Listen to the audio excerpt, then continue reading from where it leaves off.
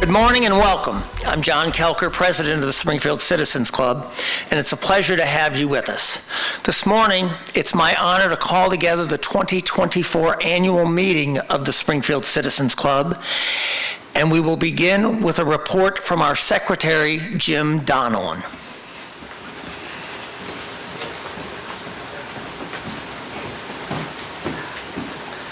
Good morning. Thank you, Mr. President. I'm sure you all got up this morning thinking, man, I can't wait to hear the Secretary's report from the Citizens Club. So, we all know that's not true, so this will be brief. One of the pleasures that I have in serving in the Citizens Club Board is going to the board meetings and participate with a lot of different topics and getting to meet all of you. Most importantly, though, we want to thank you all for taking the time to be here this morning. It means a lot. The Citizens Club has presented ideas over the years that have made this community better, and we're proud of that. So, down to my official duties here this morning. As Secretary at the annual meeting in 2023, June 23rd, I'm going to read the minutes. Don't fret, they won't be long. The meeting was called to order. The 2023 annual meeting of the Citizens Club was called to order by President John Kelker. President Kelker thanked the Board of Governors, Beverly Bunch, Program Committee Chair, and the City of Springfield. Secretary's report. Secretary Jim Donovan submitted the 2022 annual meeting minutes on a motion by Donovan, seconded by Jeff Davis. The meetings were approved as submitted. Nominating Committee. President Kelker recognized the Nominating Committee Chair, Norm Sims. Norm Sims presented the nominations from the committee as follows for the new 3-year terms on the Board of Governors. Sheila Doss, Kayla Graven, Cindy Lamar, and Joyce Narduli. On a motion by Norm Sims, seconded by Jeff Davis, the nominations were approved. Adjournment. The 2023 annual meeting of the Citizens Club was adjourned. Respectfully submitted by Jim Donovan, Secretary, and a copy of these minutes are available in the back of the room. And Mr. Chairman, I'd like to make a motion that the minutes be approved as submitted. There's a motion. Is there a second? I see a second. All those in favor signify by saying aye. Aye. All opposed, the same sign. The motion carries. Thank you, Jim. And before I go, and I know you want me to do that fast, I just want to, if we can all please give our president, who's been our president for 2 years, a round of applause for all his efforts that he's given to the Citizens Club. Thanks, sir. Thank you. And now a report from our treasurer, Carol Sutton. Yeah, if you can get up on the stage.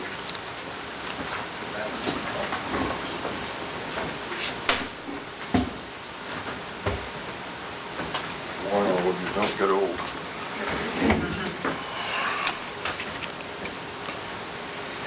Glad I brought my glasses up here with me. This is the Treasurer's Report for the Citizens Club, written June 28th today.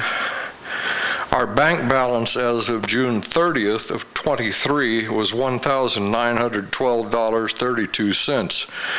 Our balance as of May 29th, 24, they have not sent a statement for this month yet because they do it on the 30th or 31st of the month.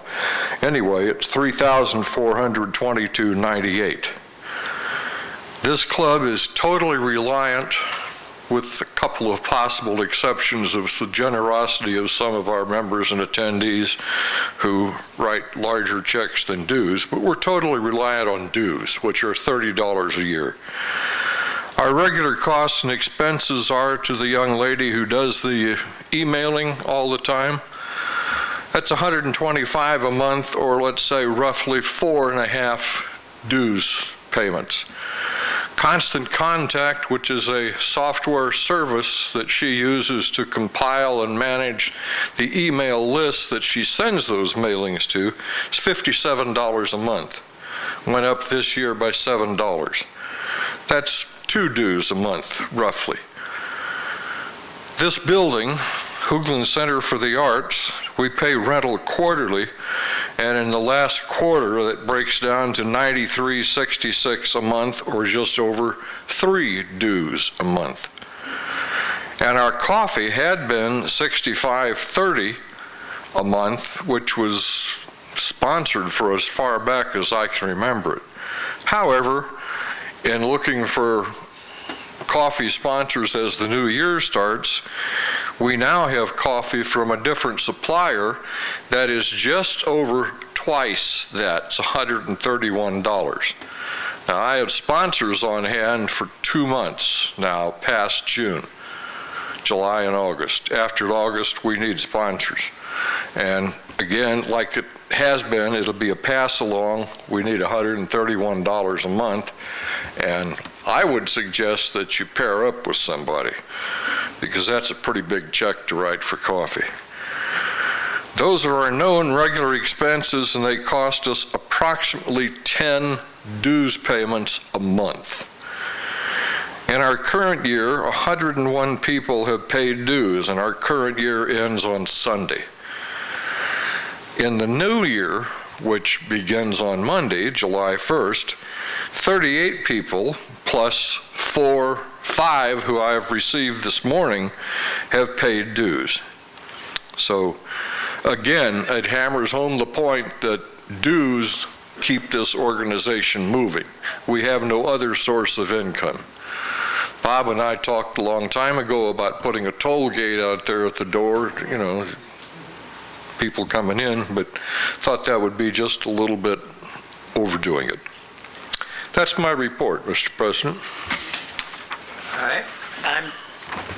The way it was read, I will add, that's a motion of the treasurer's report. Can I get a second? I have a second. All those in favor signify by saying aye. Aye. All opposed, the same sign. And the treasurer's report is approved. Thank you very much, Carol. You're welcome. Do you want that, or? Yeah.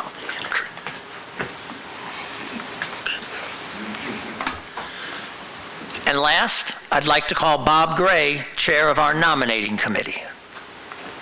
I need help too.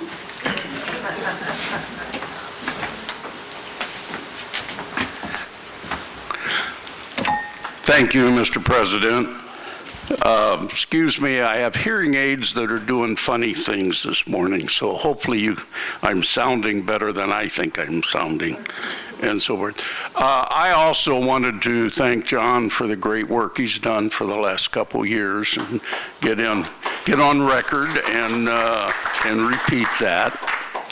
The nominating committee proposes that Mark Hanna, Elizabeth Simpson, John Strimstoffer be reappointed for 3-year terms, that Charles Davis, Andre Jordan, John Gelker, Carlos Ortega, Abby Powell, and Jill Steiner be appointed to the board, and for President, Joyce Narduli, for Vice President, Angie Muse, for Secretary, Jim Donlin, for Treasurer, Chris Atchison. That is the nominating committee report. If you would call for a motion. I would ask that there be a motion to approve the nominating committee's report. I see a motion. Is there a second? I see a second. All those in favor signify by saying aye. Aye. All opposed, the same sign. And that is passed. Congratulations and welcome to the new board members. Thank you.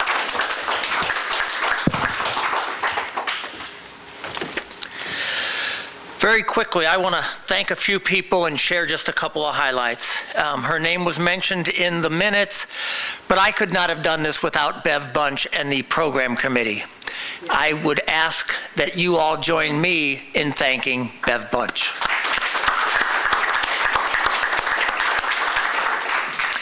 I also owe a debt of gratitude to Angie Muse, who was the chair of our communications committee. I certainly appreciate all of her efforts. During my term, we hosted 2 years of outstanding monthly programs, hopefully on subjects of interest and possibly education for our members. We also hosted 4 evening programs, a mayoral forum and debate, 2 programs on the positive impact of immigrants on our community, and most recently, we hosted Governor Pritzker. It's been a joy to serve as the president, and I wish Joyce Narduli all of the luck she can have in her leadership role, and ask that you support her the same way you supported me. Now to today's program. I ask that our 3 presenters join me on stage.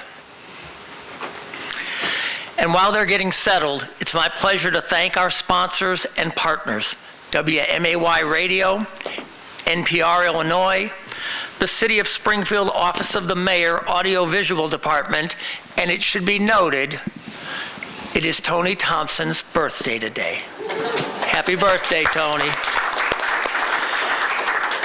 And this morning's coffee sponsors, Steve and Joyce Narduli. This morning, joining us to provide information about shifting into high gear is Leonard Joyner, author of LJ's Cocoon. He emerged from nearly 2 decades of incarceration on conspiracy drug charges with a renewed sense of purpose. Leonard has dedicated his life to aiding in the successful community reintegration. His client recidivism rates are far below the national average, and his former prosecutor even serves on Singh's board of directors. And David Risley, who is a former career federal prosecutor and former director of public safety policy in the Illinois governor's office. He is founder and host of the Justice Voices and God Unites podcast. He served as the U.S. Department of Justice diplomatic attaché based in Cairo, Egypt, from 2010 to 2015. Earlier in 2005 and 2006, he served as an attorney advisor to the Iraqi High Tribunal. And Becky Gabney, owner and principal consultant with ChangeBridge Consulting. She has more than a decade of community engagement experience.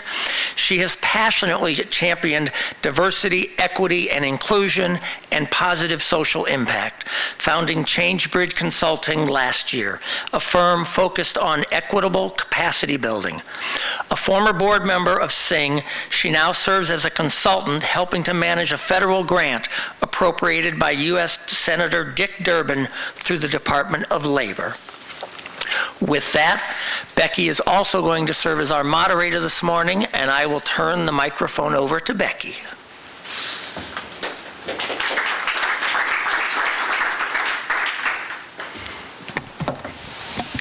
Thank you, John, and congratulations on your more official retirement and your service to the Citizens Club.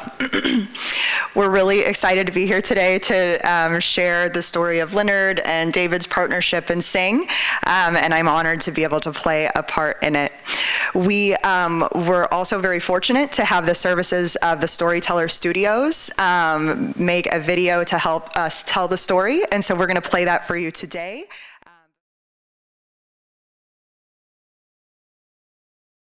About 50% of the people who get out of prison within 3 years have gone back. Leonard Joyner and I first met on opposite sides of a federal courtroom. He was a defendant in a major conspiracy case. I was the prosecutor.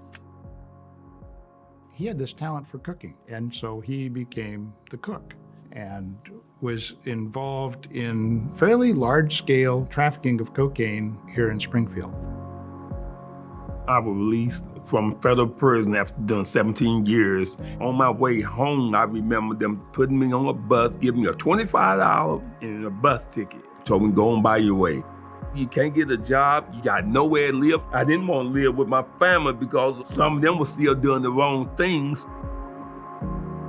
Prison did give him one thing, and that was the opportunity to become a certified chef. So he gets out of prison, gets a job as a line cook. I started out real good. They liked me. They talked real good about me. Maybe 2 weeks, they called me downstairs to HR. They tell me, well, Leonard, you're a great cook, man. We love everything you do, man. But there was one thing wrong, Leonard. You're an ex-felon. So they terminated me immediately. While I was in there, I seen so many people come back. And I would ask them, why did you come back? Ain't nobody trying to give me no chance. So I do what I gotta do. How we going to make it? That's what one of the bigger things that made me want to start singing was that I couldn't get no help. Leonard has developed this list of over 100 employers to employ his clients, but he makes a deal with them where they cannot terminate employment without involving Leonard first. Sometimes there's these norms that they may not realize are being followed in the community.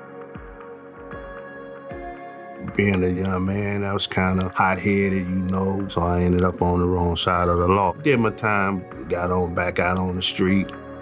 I was walking, I had to go find jobs and stuff like that. I was walking past this house and someone called my name, which happened to be Mr. Joyner. He got to explain to me about his program. It worked out really good for me because every time something new come up and Mr. Joyner get a whiff of it, he'll call me. So he knew I was interested in the SMTD job. And he said, man, you need to get down there now. You say that's your dream job, there you go.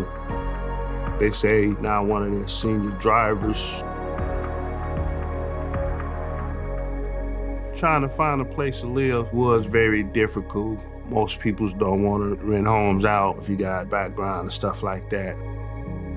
Before we give you a house, you have to be working at least 30 hours a week. Then while you're working that 30 hours a week, say you fall behind in your rent, we'll pay that rent for them. We'll help them get their rent caught up. But at the same time, I bring you into the office and tell you, hey, I need you to do me a budget plan. That's why financial literacy is so big with me.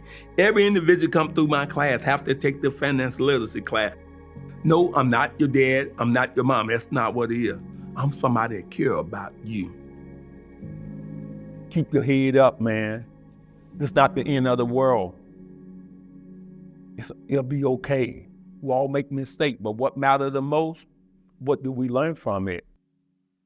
That Leonard and David have a really unique story, and they're going to share that with us. So we'll start out. I want to send this to David first. And David, if you could tell us how you and Leonard met, and then Leonard, if you could share more about your story, I think that would be really helpful. Well, Mr. Joyner and I first met over 25 years ago in a federal courtroom, on opposite sides of the courtroom. He was the defendant. I was the prosecutor. He ended up being convicted, went to prison for 17 years. Time passed. I retired from the Department of Justice and was recruited to work in the governor's office for a time as Director of Public Safety Policy. One day I'm sitting at my computer and I get an email that says there's a guy in Springfield that has started a program for helping people re-enter the community after release from prison. And he's reached out to the governor, hoping to get some support. This is your subject matter area. You're in Springfield. Would you reach out to him? I said, sure. What's his name and contact information? Email came back, Leonard Joyner. Unique spelling for Leonard, L-Y-N-A-R-D. I said, I know Mr. Joyner. I prosecuted his case. So I called him up. And the conversation started off something like this. Mr. Joyner, this is David Risley, formerly of the U.S. Attorney's Office, now in the governor's office. I understand that you've reached out to the governor's office, and I've been asked to return your call. Dead silence. And then, Mr. Risley? Mr. Risley. Now, when he tells the story, he says he didn't hear anything after Mr. David Risley from the U.S. Attorney's Office. And, but anyway, we ended up reconnecting, and I invited him to come meet with me in the governor's office. We met in the governor's conference room. The governor was gone. He brought with him somebody from the city and county, and I had with me John Bowman, then director of the Department of Corrections. John was interested in this guy that I was telling him about and his program. I also had with me the case agent from the original case. But John and I particularly are wondering, okay, is this guy for real? What's this program that he's got? And is this some sort of a scam? Well, as he started talking to us about shifting into new gear, Sing, the organization and service that he founded and was providing, it soon became apparent that if he was a scam artist, he was the world's worst. Because he was receiving no funding at that time at all. He had been helping well over, at that time it was like 125, I don't remember the exact number, people who had returned to the community. Since that time, the number's hundreds of people. And until recently, he was doing this at his own personal expense. No funding for it. pure heart, okay, this is something I needed to get behind. And so he and I became acquainted with each other on a different level, now on the same side of the law with the same sort of objective. And at the end of that meeting, by the way, he took me aside and he said, Mr. Risley, you know, of those 125, whatever it was, people that I've worked with, 42 of those are your former defendants. So small world, right? And anyway, I did get behind the Sing organization. I believe in what Mr. Joyner is doing. I believe in him, and he's become one of my heroes.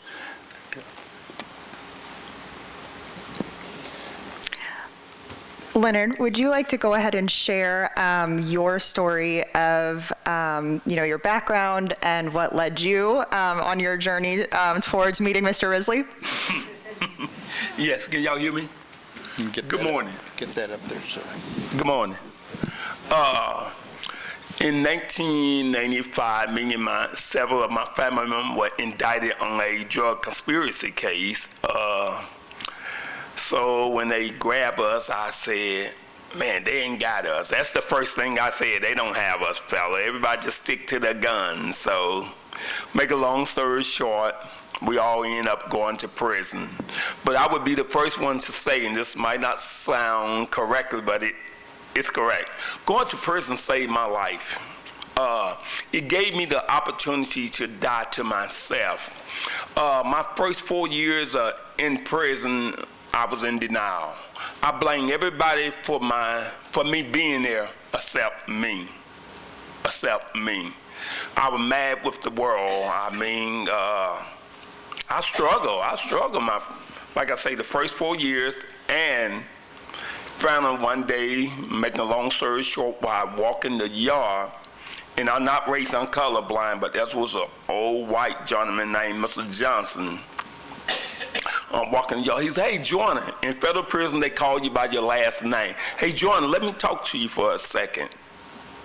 What do you want from me, old man? He said something to me to the effect that, I see greatness in you. I see greatness in you. Oh, man, you don't know nothing about me. You just know my name from me being here. He just kept talking to me, Finally, he said something that changed my whole life in prison. This where my change, this where the real Leonard Joyner was born at. This man said this to me. I need all that toughness you showing us, say, Mr. Joyner. Listen, never forget this. I have never known a man to choke to death by swallowing their pride. Just that phrase alone began the change of my life. I never known a man to choke to death by swallowing their pride. So with that being said, I began to see outside of the prison wall, the razor wire fence and stuff. During my level of incarceration, I went to over 10 or 12 different federal prisons. My reason for going through all the prison was vocation, to better myself. You know, re-entrance start in prison, not when you get out. So I became a professional chef while I was in prison and everything. So I prepared myself. I shared with other inmates. I started thinking about sing and just trying to put some things together. But as I drew closer to getting out, I think it was in 2010.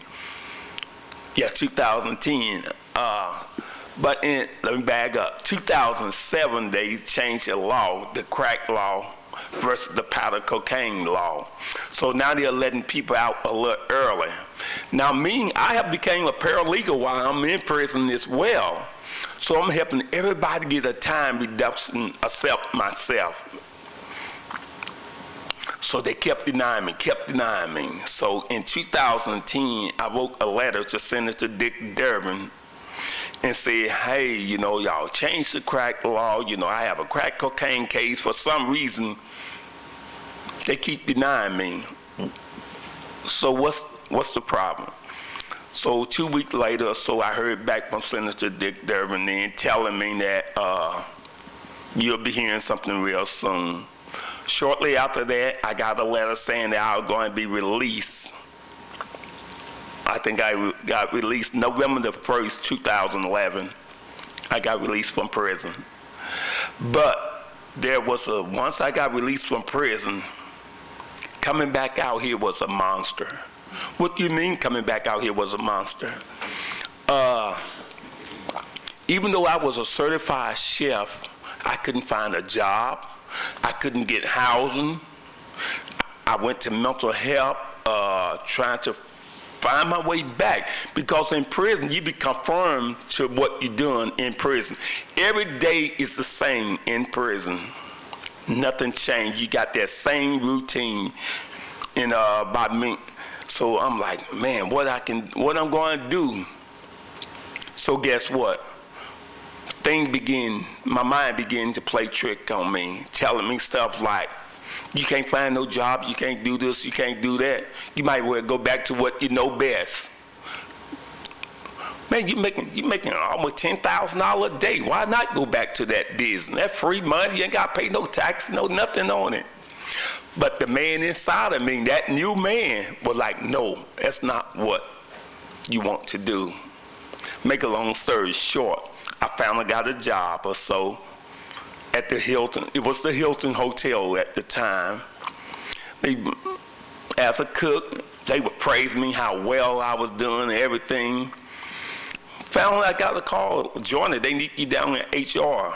So I go down there. I think four people was in there. They all praising me and everything. And he said, man, we love everything you do. We love you as part of our staff, but there's a problem. What's that, sir?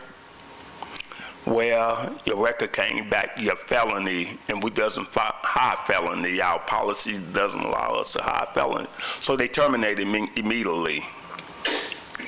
So I wanted to go back to the street again. My mind started telling me this is where you want to go. But I said, no, I'm not going back. There's something better. Then I went to a meeting with a man sitting out there right now over at UIS. They shared some good thing with me over there because I told them what I was trying to do. So make a long story short, we got Sing off the ground. Sing is a 501c3 nonprofit organization. We provide a roadmap of service and resources to former incarcerated men, women, and their family to help them reconnect, readjust, rebuild, and restart their life after incarceration. I have a good board with me. The thing that Sing do the most is we care. We care about people. We care about the men, women, and their family. As you heard David and Becky said, Sing went without any type of money for about 8 years. Without any type of funding. The funding was coming from my pocket. I wrote a book, so I was using that money, robbing my wife of her money and this and that, just trying to make it, because I believe in singing. I seen what I was going through. I'm a firm believer that if you're not part of the solution, you're part of the problem. Leonard, that's an excellent segue for us, and I appreciate you sharing so openly and transparently your story. David, you talk a lot about, some of the policy behind this that leads us, to needing folks to help around recidivism work and reentry. Can you share a little bit about that, of some of these, things that you saw within the prison systems and how that has maybe changed your views over time? Well, I started off with the typical law and order, you can't do the time, don't do the crime sort of approach to justice. And I've ended up now toward a very firm view that we need to shift from a punishment paradigm of justice to a problem-solving paradigm of justice. People do what they do for reasons. And unless we address and solve those underlying problems, we're just kicking the can down the road, so to speak. I talked to one of my former defendants who got out of prison. He'd gone to prison for 7, 8 years, something like that. And we had the occasion to meet. And this was well before I met Mr. Joyner. And he said to me, Mr. Risley, what do you think a bunch of criminals all crammed together all day, every day, for years talk about? Crime, how to commit it, and how to get away with it. Prison is crime college. That's a quote. Now, step back and think about that.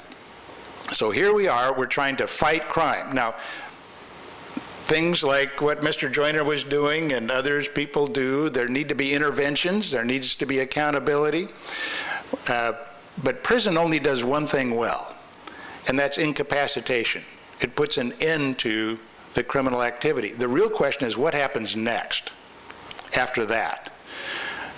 Okay, we've just sent somebody to crime college, tuition free, free room and board, and in the concentrated company of criminals, they get out after several years, and we expect them to be less criminal than when they went in. That's not rational. That's not rational. So what do? Well, there's about, nationwide, it's almost 50% of people who recidivate, meaning recycle back to prison within 3 years. Some places it's higher, some places it's less. Illinois, a little bit less than the average, but that's still too many. That's at a cost of there's an organization called the Sentencing Policy Advisory Council, SPAC, and they did a cost analysis of what it costs, total costs, direct and indirect, of one event of recidivism. Their conclusion was the total cost was about over $151,000 per event. Mm-hmm. $151,000 per event. Now that's been back in 2018, that report came out. It's probably higher now. That's both direct costs of running a prison. It's about $50,000, they said, per inmate per year to run a prison. And then it's the victim costs. The cost, direct and indirect cost to victims, was about $75,000 for this recycling back, because they're recycling back if they've committed a crime. They're victims of that. And then the drag on the economy was it was like $25,000, something in that order. Now you think about that. There's a reason. Mr. Joyner just explained some of that. He tells the story about how when he got out, how he learned, and that'd be great to share, but I'll let you do that. Cell phones. Okay, when he went to prison, they used pagers. When he gets out, there's cell phones. The world had changed. So, and we have people get out of prison after going to crime college with fewer alternatives to crime than when they went in. And some of those are permanent barriers, what you could call permanent punishments. For example, in Illinois, I think it may have changed recently, but I'm not sure. As a convicted felon, you couldn't be the executor of your father's estate or mother's estate. Why? Because you're a convicted felon.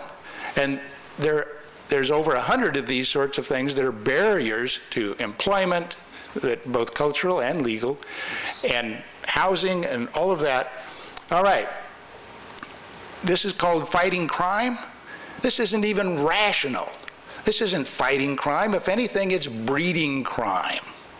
Okay, things have got to change. So that's where I'm at today, and part of that, if we can break the cycle of recidivism, then you got to ask yourself, why should somebody have to commit a qualifying crime to become eligible for these services that would enable them to get out of this cycle of crime? Well, you shouldn't have to. We ought to do these things up front. So I look to Mr. Joyner. He's cracked the code, but he didn't have all sorts of science behind him and everything else. What he's done is pure heart as a mentor and as a resource navigator to help people connect with and to have somebody they can look up to with lived experience to be a mentor and a role model. And he's extremely helpful, by the way, in getting employment. Mr. Joyner, I think people would like to hear about what you do to help people when they get out of prison with a felony conviction gain employment here in Springfield. Well, what Sing does with a person, when you come see us, we do what we call an intake assessment and see what you need, what are your needs, and learn a little bit about you, what you like to do. Not, I hate when the individuals tell me, I just want a job. No, we're going to get past that. What do you like to do? So we work with over 100 some employed people that hire the individual for us. But what I do, I go out and meet with the people that are going to hire the individual for me. And I sit down and I talk with them, and in some way they buy into what I say. I started telling them, hey, there's an employee, the person just been recently released from prison and stuff. But if you hire this individual, if you have any problem with this individual, please contact me. Let me know before you terminate this individual and see can we get that back on track. I would truly appreciate that. And stuff. So real quickly, I had an employee that was working out here at a job. I won't tell you where he was working at, but he was working. He was a cook, and the business slowed down, so they tell him, hey, why wouldn't you go back there and help catch up the dishes and stuff since it's slow? He tell them, you hire me as no dishwasher, I ain't gonna wash no dishes. So I get the phone call, they tell me about it and everything. I tell them, hey, just go ahead, have them clock out, send them home, for a day. And I brought him in the next day to see me. Had a man-to-man, heart-to-heart talk with him. Hey, listen, how things going? How things going at work? I already know the deal. How things going at work? He tell me he had a little money, and make a long story short. I said, so, listen, you think that was wrong what he asked you to do? I said, listen, let me just be real with you. In prison, in federal prison, you're working for 12 cents an hour, not $12 an hour, 12 cents an hour. Listen, he did you a favor by allowing you to continue to work. That would have gave you more hour to finish your hour. So why not? Listen, you got to have a positive mental attitude. You out here now. You got to do what it takes to stay out here. Make a long story short, a few months later or whatever, I get a call. He's an employee of the month. Now, That's amazing. You said that there are how many employers here in Springfield that you have on a list who have agreed that they will accept people with felony convictions as employees? How many? Over 100 some employees work with Sing on that. As a matter of fact, the Illinois State Fair just hired 30 people for Sing. Just this week coming along. The Illinois State Fair is good. What are some of those employers? I mean, just pick some. Well, Green is one. Green have a lot of car lots. They hire a lot of people to do detailing. Over in Beertown, they got the slaughterhouse over there, so they hire a lot of people. The aluminum foil place over in Jacksonville hire a lot of people for us. Insulation. Lots of employees, man. I just like Leonard, Springfield Mass Transit District. Yes. Hires people. Yes. Restaurants here in Springfield hire people. Yes, very friendly. Now, I think that's something that we in Springfield ought to feel a sense of pride in. That here we have people who will accept people who with felony convictions. But what's the secret sauce? Leonard Joyner, because he backs it up. They're not just hiring somebody without getting a package deal, and he's part of the package deal that makes him willing to do that. Yes, because we do what we call a follow-up. I'm always going, I don't just pop up, but I go by the job. Hey, how's so-and-so working out? How's she working out for you? Right now with Springfield Mass Transit, I must give a shout out to them as well. I have a 12 individual that work for Springfield Mass Transit right now. One of them is mine right-hand go-to guy, which we will see in the video once Becky get it together. His name is Sam Dent. No pressure. No, Sam Dent, hey, amazing, man. When y'all see this story of this guy named Sam Dent, you're going to love it, man. Right now, he over at Springfield Master Train, but when he first got out, this guy here, Mr. Rizzo prosecuted him as well. But this guy, Sam Dent, is always looking to better himself. I had helped this man go from being a dishwasher to a cook to a supervisor at the Pizza Ranch. Now he's one of the best driver over at SCMD at Springfield Master Transit. So Leonard, I appreciate it. If I could ask kind of a follow-up to that for the group, you've talked about, David, you were talking about the importance of recidivism. Leonard, you're talking about, all these wonderful successes you have. Can you help us understand why it's so important to have support when you're getting out of prison? And what kind of support did you have? And how did that inspire you to support other folks in a similar situation? Well, one of the things that helped me was that I have a real large family. I have 11 brothers and 6 sisters, and yeah, same mom, same dad, yeah. But but when I got out, one of the things that helped me the most was that there was people that believe in me, that wanted to see me do well and stuff, and push me to be the person that I am today. But to answer Becky's question, what made me stay focused is other people were looking up to me. I have a children. I wanted them to see that, hey, y'all, Dad made a mistake. I'm going to do what it takes to correct. Now, that's another challenge that I know I'm getting off subject, but that's something I do want to share. When you come out of prison, you struggle to reconnect with your kids or your children, whatever word you want to use. And I had a 1-year-old, a 5-year-old, and a 10-year-old when I left. 17 years later, when I got out, they were like, "Who are you? Who are you? Where you come from? Where you been?" So your kids struggle to find you and allow you the opportunity to come back into their life. I remember when I got off the bus, my sons, who were 1, said to me, "You my dad?" "Yes, I'm your father." "Where you been?" "So you think I'm supposed to just let you back in my life like that?" My daughter, she had a whole family. It took me a while to build a relationship, reestablish a relationship with my children. So coming out of prison, it's a struggle, man. You need help. You need support. You need an opportunity. You need somebody to give you a chance. Somebody just to give you a chance.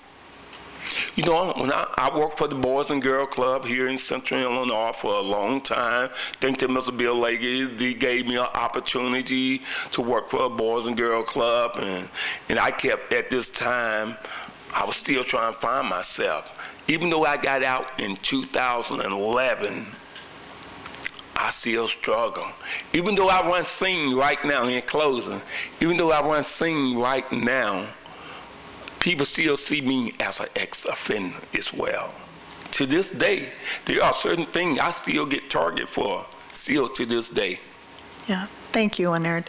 We are at time, and honestly, we have done sessions like this one recently that was about an hour and a half long, and we still could barely scratch the surface of the story or the work that David and Leonard are doing together through David's podcast, Justice Voices.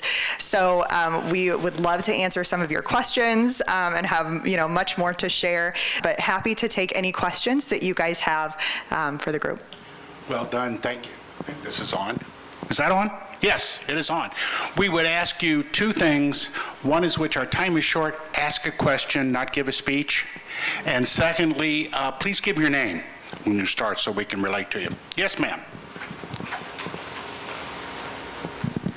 My name is Jill Steiner, and I'm wondering what kind of work you're doing in the policy area where when we go to hire felons, they've served their time. They don't need another punishment, but we're finding that there is not a and that if they have something on the record, particularly regarding drugs, it's a forever crime, and that is in the area of child care, to be honest.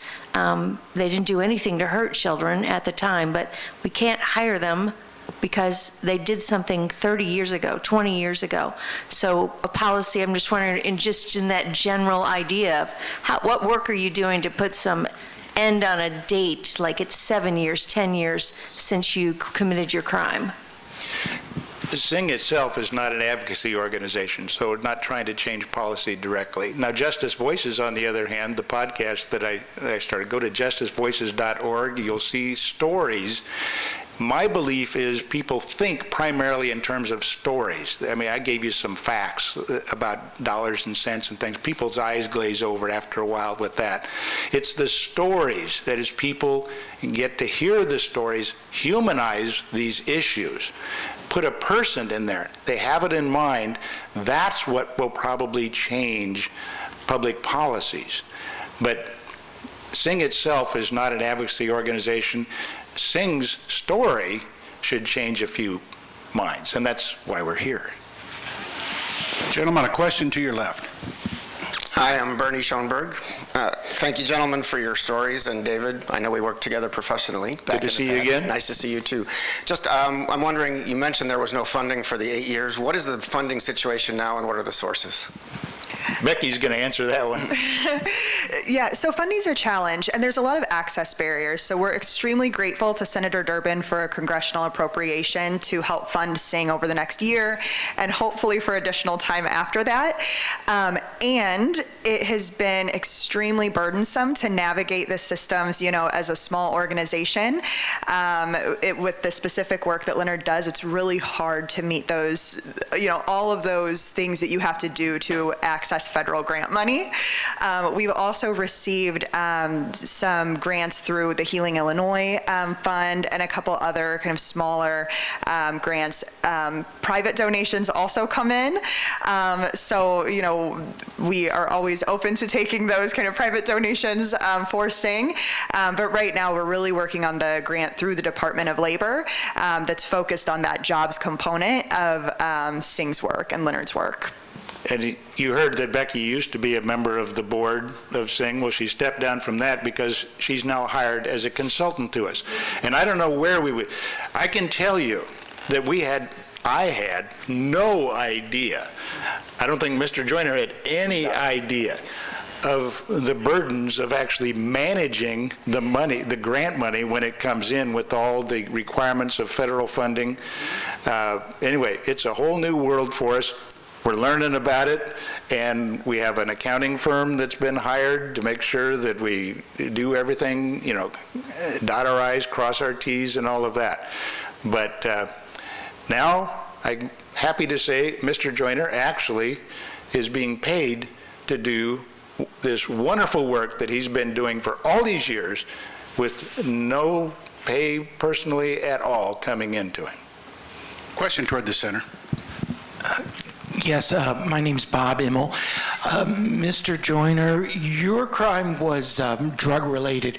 How do you treat, or how different are your clients that might have convicted of violent crimes or sex offenders? Deal with violent crimes. Yeah. As of right now, we deal with a lot of violent crime and stuff, but this kind of touching to me right now. And this is a good question you asked, sir. I mean, you caught me off guard, I must admit to that. This is one of the issues that I am dealing with right now is the sex offender.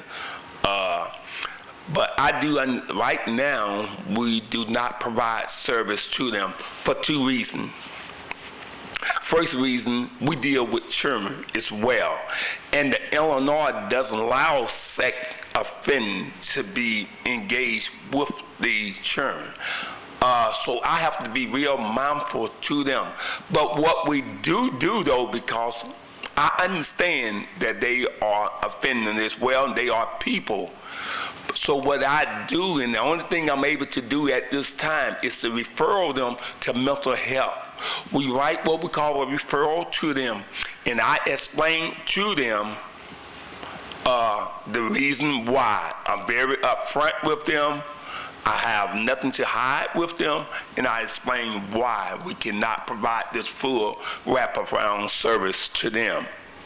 But seeing I am working on something to present to my board concerning that, since I went to a reentry meeting about a month and a half ago, and they gave me some different outlook on how I can get around. So we are looking into a way we might be able to really provide them limited service as well, because I don't want to discriminate against no one. I've been there. I know what it's like to be in prison, come out here and seem like no one care about you. Now, I just want to add to that, in the interest of time, go to Justice Voices, justicevoices.org, and look at a couple of episodes, there's actually more than a couple, that deal with the connection between trauma and violence, particularly up in the Chicago area, and solutions to that. Now, if trauma, chronic trauma experienced in high crime areas is the driving force, like a disease, trauma being the carrier of the disease of violence, you don't solve the violence in a person by putting them in a traumatic environment like prison and expect them to somehow come out healed. That's not rational either. But there are solutions. But look at like the episode with Eddie Bocanegra up there. Look at the most recent ones with some great things that are being done by a community organization, Bright Star Community Outreach. And you'll find that there are answers. But it's not, let's just put them to prison. Toward the front to your left. I'm Junfeng Wang from UIS. I want to thank Ms. Joyner for your service to your clients. And my question is, you helping them to find jobs, and which requires some skills, right? So my question, based on your experience, what skills you think that helped them to find jobs, or they could have learned while serving their time in the prison? Yes, one of the things that SING does, I can only speak from what we do to help the individual. Lots of us that come out of prison and individual I'm dealing with, they like computer skills, resume writing and stuff. So I work with a lot of different agencies like Urban League. We write a lot of referrals to help them to learn computer skill, resume writing, and we also teach a class, financial literacy and life skill and a lot of different stuff we use to show them, plus my experience. I use my experience to really help them, because I believe that the best teacher in the world is experience. And also, I'm able to relate with them, and like I said, with the referral service that we have, that help a lot of people, because you're right, a lot of us like skill coming out. Like you heard David say it earlier, I'll make it real quick. You heard David say it earlier when I went in that we had pager. When I came out, there was a little thing called cell phone. I didn't even know how to turn it on. A 4-year-old child showed me how to work a cell phone. Now, one of those, stories, we think in stories, Michael Tafoya. Go to Justice Voices, Michael Tafoya. He went to prison for murder, and while he was in prison, and he started off as a straight-A student, model, but he was getting shot at, he made a decision, conscious decision. If I'm going to survive and protect my family up here in the little village part of Chicago, he said, I need to become what I fear. And it was a conscious, rational decision in the environment that he was in. While he was in prison, toward the latter part of it, he had the opportunity to get in an education program that's sponsored by the University of Illinois in the Danville Correctional Center. And he started working toward a degree. And education and being treated not as an inmate, but as a scholar in a class situation, even though it's in a prison environment, changed his life. Michael Tafoya, listen to his story. Questions? One in the back. I'm old, so it'll take me a minute to get there.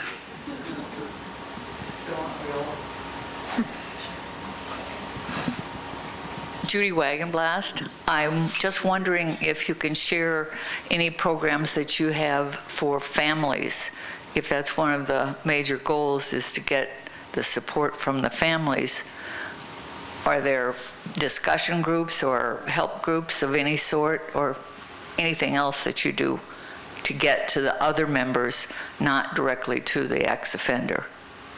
Yes, good question. That is one of the favorite part of singing that I love about singing. We have what we call a reunification program, where we bring the whole family together. We have meeting with the family. We do one-on-one stuff. As a matter of fact, right now, the summer program for singing is going on right now. On Saturday morning, we meet with the family, all the family that come, the kids and stuff. We teach them how to do talent stuff, teach the family how to sit down and have a meal together. All these things might seem real simple, but they're real meaningful as well. We get sponsorship from Krispy Kreme Donut, give us donut juice, water to share with the family and stuff. And we also have where we bring the family in, where we have open family discussion and stuff. You know, a relationship is like a bank account. We have that class. A relationship is like a bank account. You can only withdraw what you deposit, and we help them to reunite with one another, you know, because it takes time to heal. It takes time to heal that process. I've been away from you. I can't come back and step right back into your life. But to answer your question, yes, we really focus on family a lot, teaching the family how to be a family again. And I had to do that with my own self. I also, if I can piggyback on that, he also hosts several larger events throughout the year for family reunification. And so he'll have, in the summer, there's usually a fun kind of family reunification event with food and activities. He also does a back to school backpack drive and a really big kind of Christmas celebration to ensure that each of the clients have a kind of traditional holiday meal. The kids get, you know, a nice gift and some other perks and things like that. And to the funding question earlier, that's one of those things that like certainly isn't covered by a federal grant through the Department of Labor. So Leonard has to do a lot of work going out and kind of soliciting donations and materials and things like that for those events. So that's another one of the many things that Leonard is doing through this work and ways that people can chip in to help. And Jim, I do see you back there. Thank you for giving to sing as well. Thank you, sir. I think we're trying to wrap up, so I get a chance to ask my question. I understand that the current administration is talking about closing 2 correctional facilities, one being in Lincoln, to make one large correctional facility. So my questions are, what would you advise the governor in terms of creating one big crime college where you had 2 smaller ones? And secondly, what would you recommend that they do programmatically in the prison to help ease the movement into programs such as the one we're talking about today? Well, I can tell you this, that shedding prisons has been a long-term goal. It was a goal that during the Rauner administration. It continues to be a goal. It's difficult because those prisons are in counties where they become one of, if not the major source of employment in those counties. And so we have to think about people who signed on with the Department of Corrections thinking that they're in a career position. It gets complicated. Plus, it doesn't necessarily save money to be closing the prison without making sure that because it's like a Rubik's Cube, you know, you've planned it through. But this is a good trend in Illinois that the prison population is declining. That should be a major policy objective. We have been overusing prison as a solution. And as that turns around, naturally, the prison population goes down. You can close some prisons.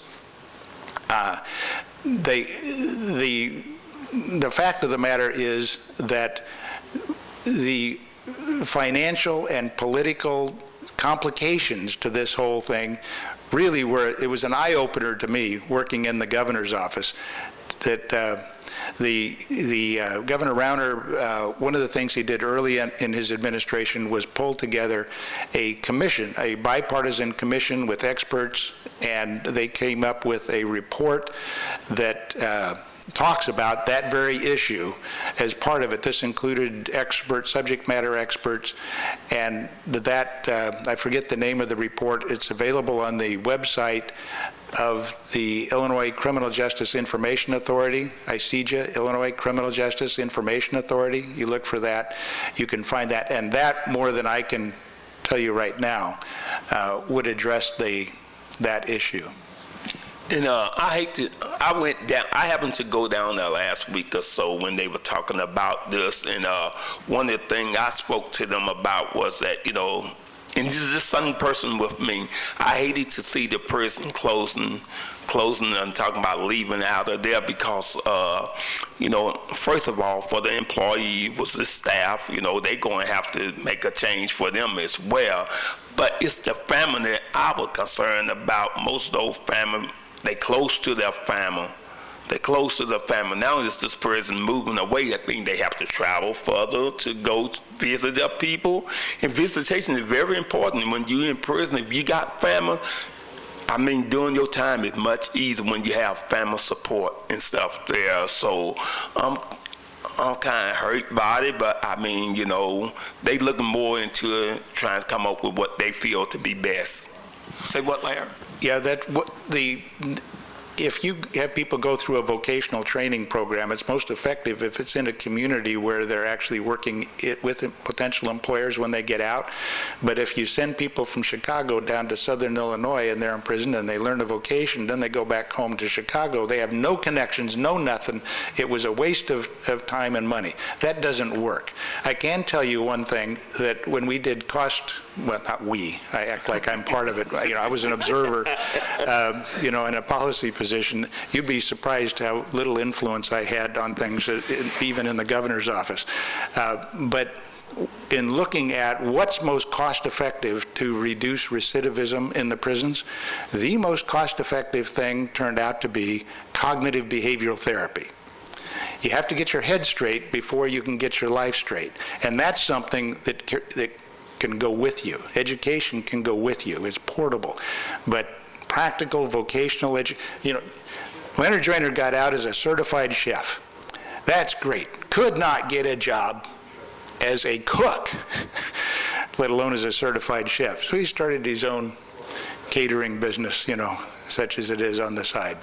Thank you, David. And if you would, all of us, please join me in thanking Leonard, David, and Becky.